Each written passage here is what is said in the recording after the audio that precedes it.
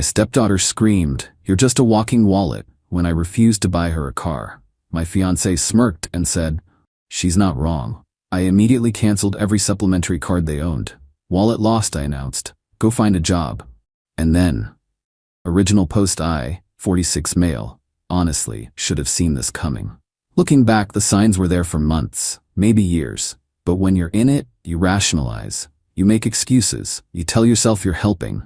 My fiancée, 41, and I have been together for 4 years. Her daughter, 22, was 18 when we met. Nice kid at first, or so I thought. Polite enough, said thank you when I bought dinner. Normal stuff. We got engaged 2 years ago. I bought a house, nice 4-bedroom, in the suburbs. Good school district, even though her daughter was already in college. Put it in my name only because my financial advisor said to protect my assets, given it was a second marriage for both of us. My fiancé didn't work much, some part-time administrative stuff that brought in maybe $800 a month. Her daughter was at community college, supposedly. Here's where I screwed up. I wanted to be the good guy, the supportive stepdad-to-be. So I gave them both supplementary cards on my accounts, covered the mortgage, utilities, groceries, everything. Paid for the daughter's tuition and books. Even gave them monthly allowances, $1,500 for my fiancé, $800 for her daughter for expenses. Last Saturday changed everything. The daughter came home from hanging out with friends, burst into the living room where my fiancé and I were watching a movie. "I need a car," she announced. Not asked, announced. I paused the TV. What happened to the Honda? It's embarrassing. Everyone else has new cars. I need something decent. The Honda was a 2019 Civic I'd bought her last year. 30,000 miles on it. Ran perfectly fine. "The Honda is decent," I said. "It's barely 3 years old. It's used. Do you know how humiliating it is pulling up next to my friends in their Mercedes and Audis?" My fiancé chimed in. "Honey, she has a point. She's at that age where image matters." I looked at my fiancé. "She's 22? Image matters less than financial responsibility." The daughter's face went red. "Oh my God, why are you always like this? I ask for one thing. You ask for things constantly, and I provide. I'm just not buying you a brand new luxury car." That's when she screamed it. "You're just a walking wallet." I went very still. The room got quiet. My fiancé, instead of correcting her daughter, smirked. Actually smirked and said, "She's not wrong." They both laughed, like it was a joke we were all in on. I stood up, walked to my home office, and logged into my banking app. Took maybe 3 minutes to cancel both supplementary cards. Removed them as authorized users. Changed all the passwords. Came back to the living room. They were still laughing about something on their phones. "Wallet lost," I said calmly. "Go find a job." My fiancé looked up. "What?" "You heard me. I just canceled both your cards. The monthly allowances stopped today. You want money? Earn it." The daughter's jaw dropped. "You can't do that." "Just did. Check your wallets." My fiancé jumped up. "Are you serious right now? Over a joke?" Didn't sound like a joke. Sounded like exactly how you both see me. So congratulations, the wallet is closed. I went to bed in the guest room that night. Locked the door. Didn't sleep much. The next morning, I heard the daughter screaming about her card being declined at Starbucks. Then my fiancé's voice, shrill and angry, demanding I fix this right now. I didn't engage. Made coffee, sat in my office, started documenting everything for the inevitable legal mess ahead. Update 1. 5 days later, the entitlement has reached absolutely insane levels. Day 1 after canceling the cards, my fiancé tried every tactic. First came the tears and apologies. "We were just joking. You're so sensitive. Can't you take a little teasing?" I told her, "If that's how you see me after 4 years, we have nothing to build a marriage on." She switched to anger. Started yelling about how I trapped her, how she gave up her independence to be with me, how her daughter needed support through college. I pulled up my records. "Your daughter's enrolled part-time at community college, 6 credits this semester. Her tuition is $890 total. I've been sending her $800 monthly plus paying tuition. Where's that money going?" Silence. Then, "She has expenses." "What expenses?" "I pay her phone bill, car insurance, gas card. What else could she possibly need $800 a month for?" More silence. She stormed out. Day 2. The daughter tried her hand at manipulation. Came to my office door crying. "I'm sorry, okay? I didn't mean it. I was stressed about finals and I took it out on you. You don't have finals, you're taking 2 classes. I checked with the college. Her face changed instantly. The tears stopped. You contacted my school? That's a violation of my privacy. I pay the bills. I'm allowed to verify enrollment. Turns out you've been part-time for 3 semesters, while I've been paying for full-time. College is hard. I needed to ease in. That's fine, but you lied about it, and you've been pocketing the difference in the tuition money I've been sending you. She didn't even deny it, just said, "So what? You have plenty of money." I told her she had until the end of the month to find somewhere else to live.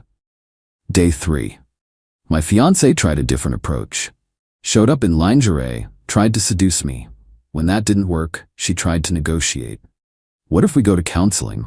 Work through this together. There's nothing to work through. You both showed me who you are. But the wedding is in 8 months. We've sent deposits. I'll eat those costs. Better than a lifetime of being someone's ATM. She started crying again, real tears this time. Where am I supposed to go? I can't afford an apartment on $800 a month. That's not my problem anymore. You have until the end of next month. Your daughter has until the end of this month. Day 4. The daughter's real personality emerged. She started stealing food from the kitchen, not eating it, just taking entire packages and throwing them in her room. Broke a picture frame, accidentally. Left passive-aggressive notes everywhere. Thanks for ruining my life on the bathroom mirror and lipstick. Real mature stuff. I installed a lock on my bedroom door and another on my office. Day 5 today. My fiancé's sister called. Started the conversation with, "What the hell is wrong with you?" I let her rant for a minute, then said, "Did your sister tell you what happened?" She said you're kicking them out over a misunderstanding. I explained the whole situation. The wallet comment, the smirk, the lying about college, the entitlement. Her sister paused. Then, "Okay, that's bad, but you're really gonna throw away 4 years over this?" I'm not throwing anything away. They showed me the relationship was transactional. They literally called me a wallet. I'm just accepting reality. You're being vindictive. My sister gave up her prime years for you. Your sister worked part-time by choice and lived rent-free in my house while I paid for everything. She gave up nothing. She hung up on me. But here's where it gets interesting. I got a call from my fiancé's ex-husband yesterday. He asked if we could meet for coffee. We met this morning. He's remarried, seems like a normal guy. We talked for 2 hours. Turns out, this is a pattern. His exact words, "She did the same thing to me. Sweet at first, then entitled." Her daughter learned it from her. By the end of our marriage, I was just a paycheck. I'm glad you figured it out before you married her. He told me his daughter, his stepdaughter from his ex's first marriage, has pulled this with multiple people, burned through 3 different father figures with the same routine. Get comfortable, get entitled, blow up when they get called out. I asked if he had any advice. He said, "Document everything. She's gonna try to take you for whatever she can, and she'll turn you into the villain to everyone who'll listen." He was right. My phone's been blowing up with calls from her friends, her other family members, all calling me cruel, heartless, financially abusive. I've been forwarding them screenshots of the daughter's Venmo history, which I have access to as the account holder since I set it up for her. $200 here for bottle service, $150 there for spa day, $300 for shopping with the girls. Meanwhile, she told everyone I refused to pay for her education. The narrative is collapsing for them. But they're not going down quietly. My fiancé tried to use the house key this morning. I'd changed the locks yesterday. Came home to find her sitting on the porch, suitcase next to her, crying to someone on the phone about how I locked her out of her home. I opened the door. "It's my home. Your name isn't on anything, but you're welcome to get your things, with a police escort if necessary." She looked up at me with pure hatred. "You're going to regret this." I already regret wasting 4 years. The rest is just damage control. Still have to get them fully moved out. Still have to deal with the wedding cancellations. Still have to untangle our lives completely, but I'm sleeping better than I have in months. Even in the chaos, there's this sense of relief, like I've been holding my breath for years and finally exhaled. More updates coming as this train wreck continues. Update 2. 3 weeks later. The level of entitlement and dirty tricks has officially entered delusional territory. So after I changed the locks, my fiancé got a lawyer. Not a divorce lawyer, we're not married, but some guy she found who sent me a letter demanding equitable distribution of shared assets and claiming she had implied tenancy rights. My attorney laughed when she read it. This is barely coherent. She has no claim to your house, your assets, or anything else. At best, she can argue for the return of her personal belongings. But the letter demanded 1. $50,000 for pain and suffering. 2. $30,000 for wedding expenses she incurred. She incurred 0, I paid for everything. 3. Continued residence in my home for 6 months to find suitable housing. 4. Her car, which is in my name that I pay for. My attorney sent back a response that basically said, "No, come get your stuff." That's when the real game started. The daughter's campaign.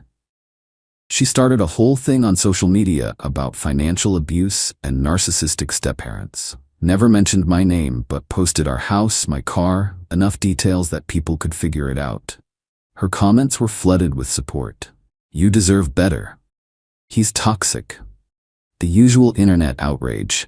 What she didn't expect. I have receipts.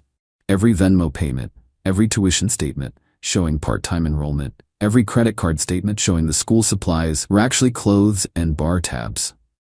I didn't post them publicly, but I did send them to 3 of her friends who'd been particularly nasty in my DMs. Haven't heard from them since. The property situation. My fiancé refused to move out. Just refused. Said I'd have to evict her legally, and that would take months. My attorney filed for a restraining order based on her increasingly erratic behavior, which I'll get to. Got a temporary order. She had 72 hours to collect her belongings and leave. She showed up with a moving truck and her sister. They tried to take everything. The TV, the couch, the dining table, appliances. Her sister literally unplugged my microwave and started carrying it out. I had a police officer there supervising, per my attorney's advice. He stopped them. "Only her personal belongings, ladies." My fiancé started screaming, "I lived here. I decorated. This is half mine." The officer looked at the paperwork. "Ma'am, the house is in his name only. You have no legal claim to his property. This is robbery. He's stealing from me." The officer was losing patience. "Ma'am, calm down or I'll have to ask you to leave immediately." They took her clothes, some furniture from her bedroom that I'd agreed she could have, and personal items. The whole time, she was sobbing and wailing about everything she sacrificed. Her daughter showed up near the end. Took one look at the situation and said to me, "You know what? I hope you die alone." I didn't react. Just watched her take her stuff and leave. The financial discovery. Here's where it got interesting. After they left, I did a deep dive on the finances. Found some things that made my blood boil. Remember those monthly allowances? My fiancé had been pulling cash advances on the supplementary card before I canceled it. $5,000 total over 6 months. Just cash. No paper trail of what she spent it on. The daughter had been using her card to buy gift cards at grocery stores, then reselling them online for cash. Probably $3,000 worth. Together, they'd been running a side hustle on my dime. I documented everything and sent it to my attorney. She said, "This is fraud. You could press charges." I'm considering it. The dirty tricks intensified. My fiancé started calling my employer, left messages with HR claiming I was unstable and needed help. Tried to say I'd threatened her. HR called me in. I brought my attorney, who presented the timeline, the canceled engagement, the eviction, the restraining order, plus recordings. Legal in my state with one-party consent of some of my fiancé's more unhinged voicemails. HR cleared me immediately and flagged her number. She tried calling my mother next, told her I'd abandoned her and her daughter, that I'd promised to take care of them and was now ruining their lives. My mother, bless her, said, "My son doesn't owe you anything. You should have thought about that before treating him like an ATM." Then hung up. The daughter's escalation. She tried to file a police report claiming I'd stolen her car. The car that's registered in my name, that I make payments on, that I insure. The police called me. I explained the situation, sent them the registration and insurance documents. They called her back and told her it's not her car. She apparently screamed at them about unfair laws and deadbeat stepparents. She also tried to break into the house one night. My new security cameras caught her trying windows and doors at 2 a.m. Filed a police report. They issued her a warning. The financial retaliation: I canceled the car insurance on her Honda. Reported it to the finance company that I'd no longer be making payments and they should repossess it. They got it within a week. She posted about it online. My stepdad stole my car. Multiple people commented pointing out it was never her car legally. She deleted the post. The ex-husband's warning. My fiancé's ex-husband called me again. Hey, heads up, she's probably gonna claim you got her pregnant or gave her an STD or something. It's what she threatened me with when I filed for divorce. We haven't been intimate in 2 months, I said. Doesn't matter. She'll claim it anyway if she thinks it'll get her money. Just be ready. Sure enough, 3 days later I got a text from her. I need to talk to you about my health. There are consequences to what you've done. I didn't respond, forwarded it to my attorney. My response: I'm not playing their games. Every threat, every lie, every manipulation attempt goes to my attorney. I document everything. I don't engage directly. I did, however, take one action that felt good. I sold the engagement ring. Got $8,000 for it, almost what I paid. Put that money toward my legal fees. Also finally canceled the wedding venue and vendors. Lost about $12,000 in deposits. It stung, but it's cheaper than a divorce would have been. Started seeing a therapist, not because I'm traumatized, but because I wanted to understand how I missed the red flags for so long. She's been helpful.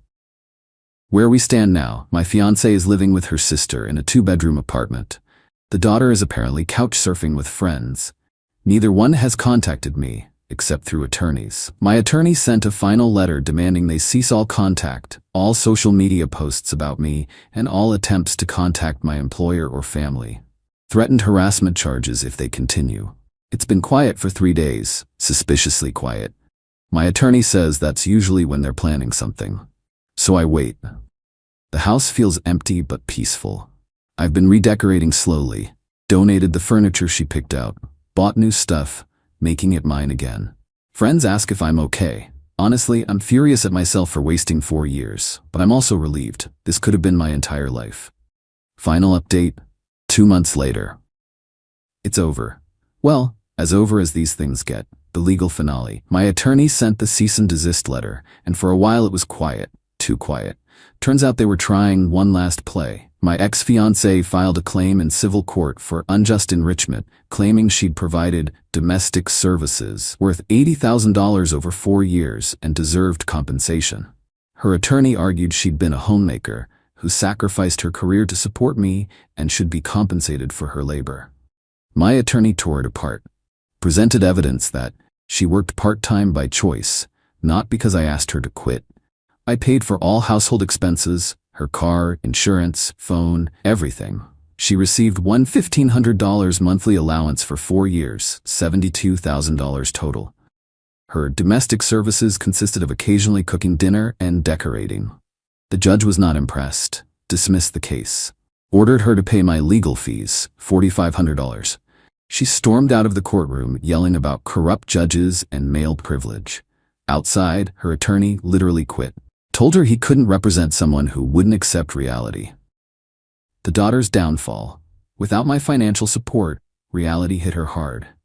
She dropped out of community college completely. Couldn't afford even the part-time tuition. Lost her job at a retail store after 2 weeks because, according to a mutual acquaintance, she spent more time on her phone than working. Her friend group distanced themselves after she tried to borrow money from multiple people and never paid anyone back. Last I heard through the grapevine, she's working fast food and still living with various friends, burning bridges everywhere she goes. The pattern her stepfather warned me about? It's playing out exactly as he predicted. She'll find another mark eventually. There's always someone. My ex-fiancé's reality check. After the court loss, she couldn't pay my legal fees. My attorney put a lien on her car, the one in her name that she'd owned before we met. She had to sell it to pay the judgment. Now she's taking the bus. Her sister, who'd been letting her stay rent-free, finally gave her a deadline. Apparently, my ex-fiancé had been just as entitled there, not contributing to groceries, leaving messes, expecting her sister to chauffeur her around. Her sister posted on social media, I saw via a mutual friend. Sometimes you learn family isn't who you thought they were. Setting boundaries isn't cruel, it's necessary. My ex-fiancée is apparently now renting a room in a house with 4 other people. She has to work full-time at a medical billing company. The irony isn't lost on me. She's finally experiencing what she criticized me for not giving her more of. Reality. The social fallout. Some of her friends still think I'm the villain. I don't care anymore. The people who matter, my actual friends, my family, they all saw through the manipulation. My mother told me she'd never really liked my ex-fiancé. She had empty eyes, like she was always calculating. Wish she'd said something earlier, but I get it. You can't tell people who don't want to hear it. Lost a few couple friends in the split. They chose her side. That's fine, showed me they weren't real friends anyway. The expensive lessons, final tally of what this relationship cost me. $72,000 in allowances to my ex over 4 years. $38,000 plus to her daughter. Allowances, tuition, car purchase. $12,000 in lost wedding deposits. $8,500 in legal fees after recovering $4,500. Countless other expenses I didn't track. Nearly $130,000 over 4 years. For what? To be called a wallet? But here's the thing. I learned something about myself. I'd been trying to buy love. Not consciously, but that's what it was. I thought being generous made me valuable. My therapist helped me see that. Real relationships aren't transactional. The right person won't love you more because you spend more money on them. Where I am now. The house is completely mine now. Redecorated, reorganized. It feels good. Sold some of the furniture she'd picked out and donated the money to a financial literacy nonprofit. Felt right. I'm not dating yet, not ready. But I'm okay with that. Learning to be comfortable alone is important. Work is good. Got a promotion actually. Without the constant drama and financial drain, I could focus better. Started being more careful with money. Not cheap, just conscious.